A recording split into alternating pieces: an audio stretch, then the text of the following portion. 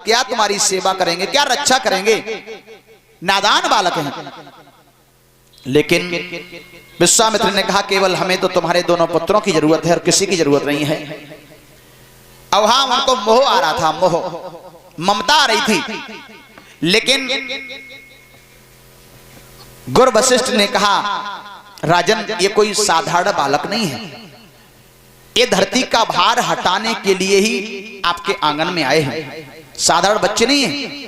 आप इनको भेज दो, क्योंकि इनका वो कार्य है राक्षसों की संख्या को कम करना, दुष्टों का वध करना और जो है साधु संतों पर कृपा करना, ये उनका कार्य है। जब ये सारी बातें बताई तो राम और लक्ष्मण को बुलाया दशरथ जी महाराज ने दरबार में और कलाई पकड़ा दी है। गुरुदेव के हाथ में राम से कहा बेटा राम, ये तुम्हारे गुरु हैं और यही तुम्हारे पिता हैं, आप मन लगा करके इनकी सेवा करना और जो भी ये शिक्षा सिखाएं उसको ध्यान से मन लगा करके सुपरपान करना।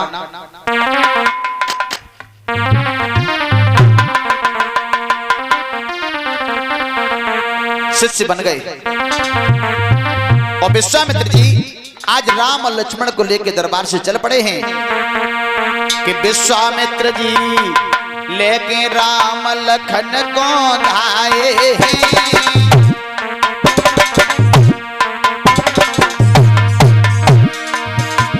अरे धीरे धीरे राजकुमार ताड़क वन में आए।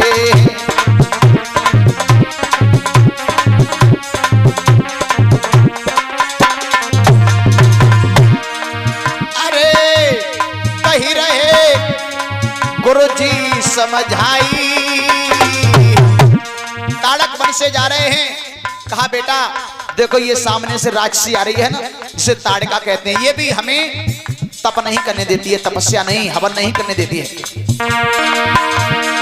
अरे ताड़िका जाको बतलावी, आज प्रभु श्री राम ने बाके प्राण हरि डारे।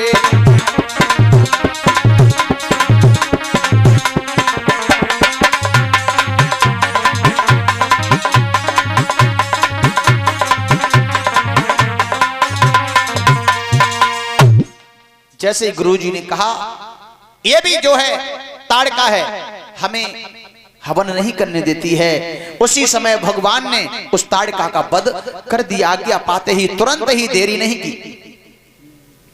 और शिष्य हो तो ऐसे ही हो जो कि गुरु के कहे अनुसार तुरंत चलें और गुरु के ऊपर कोई कष्ट भी आ जाए उसका तुरंत निवारण करें। शिष्य का यह फर्ज होता है। और जब उन्होंने जब हवन की तैयारी की है, जैसी सुहा सुहा की आवाज हुई तो सुभाव और मारीच निकल के आए। सुभाव मारीच जब निकल के आए तो गुरुदेव ने कहा बेटा ये भी हमें हवन नहीं करने देते। तो श्री राम ने क्या काम किया, सुभाव का वध किया और मारीच को बिना फन का बाण मारा, जो बताते हैं 100 योजन दूर, यानी उसने लंका में जाके निवास किया था भय के कारण। गुरुदेव आज खुश हो गए, बेटा आपने हमारे यज्ञ को सफल करा दिया। राम लक्ष्मण को आज हृदय से लगा लिया है मेरे लाल। काफी दिनों से तुम्हारे जैसे शिष्य का मुझे इंतजार था, खुशियों का पारोवार नहीं रहा, विधिवत रूप से यज्ञ संपन्न हुआ है।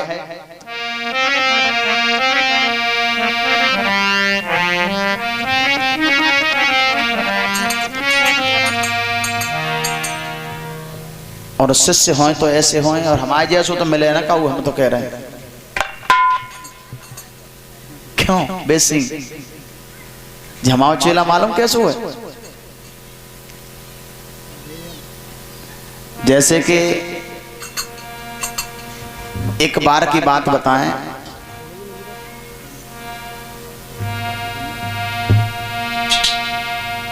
एक महात्मा जी के पास एक लड़का आया और उसने कहा कि महाराज जी हमें अपना शिष्य बना लो। कहा ठीक बना लेंगे। अब शिष्य इतना आलसी था, बहुत ज्यादा, बहुत आलसी। बारिश हो रही, गुरुजी ने कहा बेटा अब तुम चेला हो, आश्रम में रह रहे हो, तो ऐसा करो, बारिश हो रही है, ये अपनी गाय जो है बंधी है ना, एक गाय अपनी अंदर बांधो, बारिश हो रही है। चेला बोलो गुरुजी अब आपके आगे और हम किसी को बंधन से क्या मुक्त कर सकते हैं गुरुजी, ये कार्य चेष्टा मुझसे नहीं होगा। गुरुजी बंधन से मुक्त तो आप ही कर सकते हो। नहीं उठा चेला।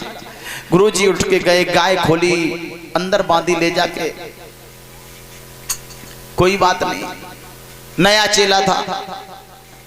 अब जो है बारिश हो रही, गुरुजी ने कहा चेला देखो बारिश हो रही है कि बंद हो गई। चेला बोलो गुरुजी देखो जब बिल्ली ये वाला बारिश ही आई है, जाके पीठ पे हाथ फरा के देखो बिल्ली भीजी हुई है, समझ लो बारिश हो रही, और बिल्ली सूखी है, समझ लो बारिश बंद। जय हो चेला, कोई बात नहीं।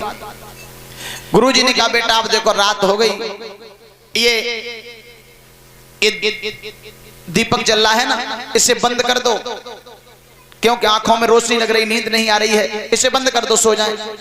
चेला बोला गुरुजी अब तो तुम रामायण की बात मान लो कि कौन सी मोदी यूनियन के तो कोई नहीं, आंखें बंद करो, सो जाओ, समझ लो दीपक बुझ गया। आंखें बंद कर लो, समझ लो दीपक बुझ गया। गुरुजी उठे, बारे चेला दीपक बुझाया, तब सोए। जैसी रात कटी, सुबह हुआ, एक भक्त आया लड्डुओं का प्रसाद लेकर के, महाराज लो ठाकुर जी का भोग लगाओ। ठाकुर जी का गुरुजी ने भोग लगाया, तो गुरुजी ने चेला से कहा कि चेला अरे प्रसाद पाएगा, अरे प्रसाद पाएगा कि नहीं। चेला बोला गुरुजी ओ हो हमने आपकी 3 आज्ञाएं नहीं मानी, अब चौथी भी नहीं मानूंगा तो घोर पाप में जाऊंगा, घोर पाप लगेगा, नरक में जाऊंगा। क्यों खाइयो का नंबर आएगा। हाथ बढ़ा के पटसारो प्रसाद ले लो, लाओ गुरुजी, बहुत बड़ा पाप लगेगा, हमने तुम्हारी बात नहीं मानी तो। ऐसे ऐसे चेला है। एक और बात बताएं आपको। एक बार की बात, एक गुरुजी अपने आसन पे बैठ गए, तख्त पे, ठाकुर जी का भजन करने के लिए, लेकिन तुलसी लाना भूल गए। तुलसी नहीं लाए, तो 2 चेला रहे उनके, आवाज लगाई बेटा तुलसी ले आओ, ठाकुर जी का भोग लगाएंगे, तो तुलसी बहुत जरूरी है। चेला बोलो तुलसी, इतना हरामी चेला रहे कि पूछो मत। तुलसी लेने बोले गुरुजी तुलसी कैसी होती है। भाई तो नहीं होती, बाकी चौड़े चौड़े पत्ता होता है। गुरुजी बोले बड़ा अजीब है, इसका मतलब तुम तुलसी जानते नहीं हो। नहीं जानते हैं गुरुजी, हरामी बहुत था। भाई तो होते हैं चौड़े चौड़े पत्ते होते हैं, ऐसे ऐसे हलते हैं। केला के पत्ता बता दो गुरुजी, ले आए। रुक जा, तुम नहीं जानते तुलसी क्या होती है। अब तब तक दूसरों चिल्ला रहे। सुब्बा ने सोची कि जान तो बाने बनाए दे, चौड़े चौड़े पत्ता बताया रहा, हमें लेन जान पड़े। उसने कहा गुरुजी से तो कुछ नहीं कहा, उससे पहले वह चेला से बोलो तू तुलसी नहीं जानता है? तुलसी जानता नहीं है? अरे वहां मिलती है पहाड़ों पे, पहाड़ों मिलती है। गुरुजी बोले कि जेऊ नहीं जान तुम आलम पर। अब किनसे कहें कि तुलसी कूले। अच्छा तुम दोनों तुलसी जानते नहीं? बोले गुरुजी तो हम नहीं जानते तुलसी, तने हरामी रहे जाए तैयारी नहीं जाए तो तुम तुलसी नहीं जानते, लेकिन मैं जब यहाँ पूजा पे बैठ गया हूं तो मैं यहाँ से उठ के नहीं जाऊंगा, मुझे तुलसी की जरूरत है। फिर क्या हो गुरुजी, अब कैसे तुलसी आए? गुरुजी ऐसा करो अब तुम ही चले जाओ, तुलसी खुद ले आओ। तो गुरुजी बोले अब हम तो उठेंगे नहीं, ऐसा करो तुम तुलसी नहीं ला सकते तो जो तख्त तो उठा सकते हो, जित तख्त उठा के ले चलो, हम बता रहे तहां तुलसी है। अब चेला एक जालंग लग गो, एक जालंग लग गो, तख्त उठाए के। अब एक तो तख्त भारी हो, बाप गुरुजी बैठे मोटे ताजे गुरुजी, तख्त ले गए उठाए के बगीचा में, सब बुद्धि सेंटर में आई रख ले। गुरुजी ने तुलसी तोड़ी और ले चलो भाई और वहीं फिर लेके आए, तखत रख लो। गुरुजी बोले अब तुलसी भूलोगे तो नहीं? चेला बोले गुरुजी एक जन्म की छोड़ो, 7 जन्म न भूलेंगे तुलसी। सब पसीना निकल गया। अच्छा, गुरुजी को जब ऐसी चेला मिल जाए तो गुरुजी सर, और गुरुजी मिल जाए बढ़िया तो फिर चेलो सर। और हमारे तो जो ऐसो पलने पड़े को 2 साल हो गए, सही बता रहा है, जाने बिल्कुल ही सर करता हूँ सब भैया।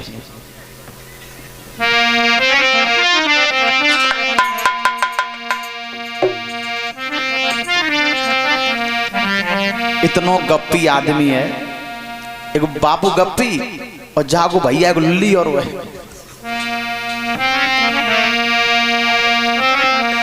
बोलिए गोविंद भगवान की जय। अरे उमरिया बिताई राम नहीं जाने, उमरिया बिताई राम नहीं जाने।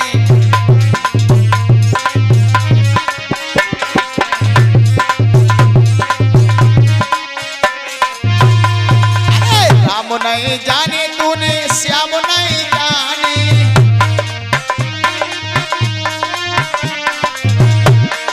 उमरिया बिताई दई राम नहीं जाने।